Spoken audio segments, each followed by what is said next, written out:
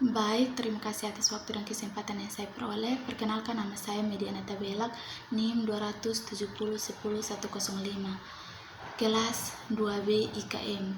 Tugas UAS mata kuliah K3, yaitu menjelaskan materi dari pertemuan 9 sampai 15. Yang pertama, higiene industri menurut Sumamur 1976. Higiene perusahaan adalah spesialisasi dalam ilmu higiene beserta prakteknya yang melakukan penilaian pada faktor penyakit secara kualitatif dan kuantitatif di lingkungan kerja perusahaan, yang hasilnya digunakan untuk dasar tindakan korektif pada lingkungan serta pengecahan agar pekerja dan masyarakat di sekitar perusahaan terhindar dari bahaya akibat kerja, serta memungkinkan pengecap derajat kesehatan yang setinggi-tingginya. Kegiatan higiene perusahaan atau higiene industri bertujuan agar tenaga kerja terlindung dari berbagai risiko akibat lingkungan kerja melalui upaya identifikasi atau pengenalan, pengujian atau evaluasi, dan pengendalian secara menerapkan dalam bentuk pemantauan dan tindakan korektif atau perbaikan lingkungan kerja melalui metode teknik yang bersifat spesifik. Pengujian lingkungan kerja. Tujuan pengujian lingkungan kerja adalah yang pertama, menentukan sampai sejauh mana pekerja terpajan oleh berbagai faktor lingkungan kerja. Yang kedua, menentukan efektivitas dalam pengendali di perusahaan. Yang ketiga, meneliti di tempat kerja sehubung dengan keluhan atau gangguan kesehatan pada kerja. Yang keempat, riset untuk program pengembangan ilmu.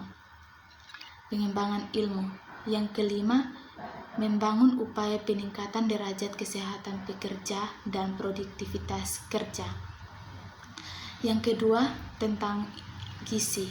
Gizi kerja adalah nutrisi atau kalori yang diperlukan oleh tenaga kerja untuk memenuhi kebutuhan sesuai dengan jenis pekerjaan.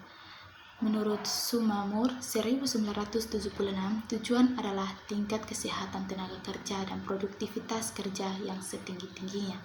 Gizi kerja dalam pendekatan praktisnya berada dalam kelompok multidisipliner higiene perusahaan, kesehatan, dan keselamatan kerja.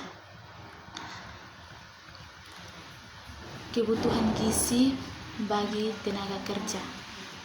Pekerjaan memerlukan tenaga yang sumbernya adalah makanan. Bahan-bahan makanan dapat digolongkan 4 sehat 5 sempurna sebagai berikut: makanan pokok, nasi, jagung, roti, dan lain-lain.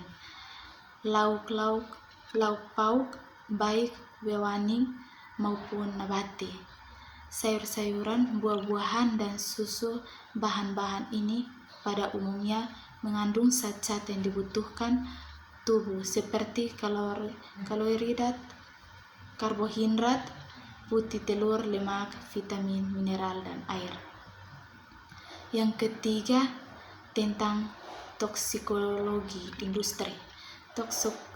Toksikologi merupakan ilmu yang mempelajari pengaruh merugikan suatu zat atau bahan kimia pada organisme hidup atau ilmu tentang racun. Toksikologi industri membahas tentang berbagai bahan beracun yang digunakan diolah atau dihasilkan oleh industri. Klasifikasi toksikologi. Menurut sifat fisiknya, klasifikasi toksikologi dikenal sebagai berikut. Yang pertama, gas tidak berbentuk mengisi ruang pada suhu dan tekanan normal, tidak berbau pada konsentrasi rendah, dan dapat berubah menjadi cair atau padat dengan perubahan suhu dan tekanan. Yang kedua, uap bentuk gas dari zat yang dalam keadaan biasa berwujud cair. Yang ketiga, debu partikel pada zat yang terjadi oleh karena kekuatan alami.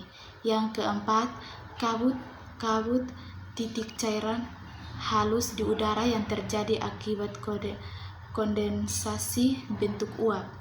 Yang kelima, fume partikel zat padat yang terjadi oleh kondensasi bentuk gas, biasanya setelah penguapan benda padat yang dipijarkan. Efek terhadap kesehatan tergantung dari organ target. Bahan kimia bisa bersifat neurosik, meracuni saraf, hematosik, meracuni liver atau hati, neurotoksik, meracuni ginjal, hematosik, meracuni darah, meracuni seluruh fungsi tubuh, dan sebagainya. Ditinjau dari lama atau waktu, timbulnya gejala efek bahan kimia bisa terjadi secara akut atau kronik. Efek akut terjadi pada pemajanan bahan kimia dalam waktu singkat, kurang dari 2 minggu pada kadar yang tinggi. Sedangkan efek kronik timbul setelah memajan berulang kali selama 3 bulan atau lebih. Tanda atau gejala yang terjadi akibat keracunan bahan kimia bisa bervariasi dari gejala yang umum atau non-spesifik dan spesifik. Untuk membedakan gejala yang spesifik ataupun spesifik diperlukan konsultasi dan komunikasi dengan dokter. Yang keempat, tentang psikologi industri.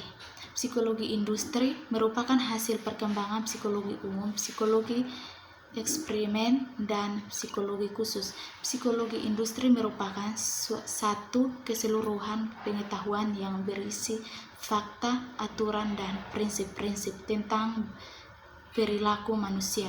Pada pekerja, pengetahuan ini dapat disalahgunakan sehingga dapat merugikan dan membahayakan pihak-pihak yang terlibat. Penggunaan pengetahuan psikologi industri harus ditunjukkan untuk kepentingan dan kemanfaatan pihak-pihak yang terlibat, baik perusahaan sebagai organisasi maupun karyawan. Psikologi industri adalah ilmu yang mempelajari perilaku manusia. Yang pertama, dalam peranannya sebagai tenaga kerja dan sebagai konsumen. Yang kedua, baik secara perorangan maupun secara kelompok, dengan maksud agar temuannya dapat diterapkan dalam industri dan organisasi untuk kepentingan dan kemanfaatan manusianya dan organisasinya. Yang kelima, promosi kesehatan di tempat kerja. Promosi kesehatan di tempat kerja merupakan komponen kegiatan pelayanan pemeliharaan atau perlindungan kesehatan pekerjaan dari suatu pelayanan kesehatan kerja. Dalam beberapa hal, promosi kesehatan di tempat kerja dikembangkan sebagai berikut, sebagai kegiatan yang terpisah dari pelayanan kesehatan kerja. Promosi kesehatan didefinisikan sebagai proses yang memungkinkan pekerja untuk meningkatkan kontrol terhadap kesehatannya. Jika dilihat dari konteks yang lebih luas, promosi kesehatan di tempat kerja adalah rangkaian kesatuan kegiatan yang mencakup manajemen dan pencegahan penyakit, baik penyakit umum maupun penyakit yang berhubungan dengan pekerjaan, serta meningkatkan kesehatan pekerjaan secara optimal. Jadi, dapat disimpulkan bahwa promosi kesehatan di tempat kerja adalah program kegiatan yang direncanakan ditunjukkan pada peningkatan kesehatan para pekerja beserta anggota keluarga yang ditanggungnya dalam konteks tempat kerja.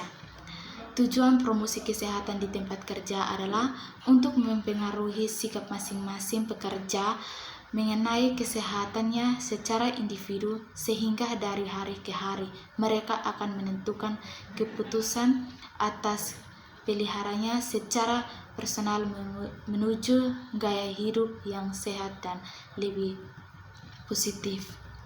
Yang keenam, sistem manajemen K3.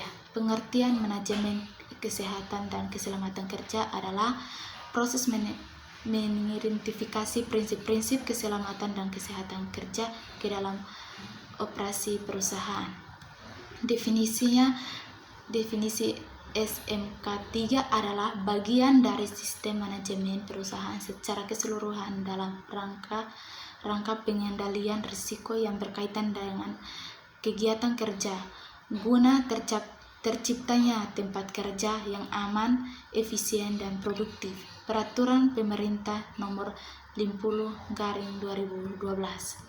Sistem manajemen keselamatan dan kesehatan kerja adalah bagian dari sistem manajemen secara keseluruhan yang meliputi struktur organisasi, kegiatan perencanaan, pelaksanaan, pengajian, pengembangan,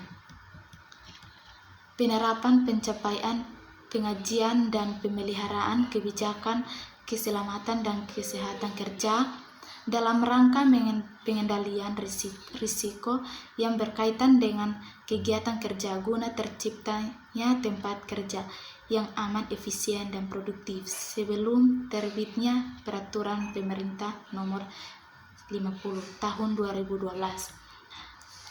Panduan yang digunakan oleh perusahaan dalam melakukan SMK3 Permenaker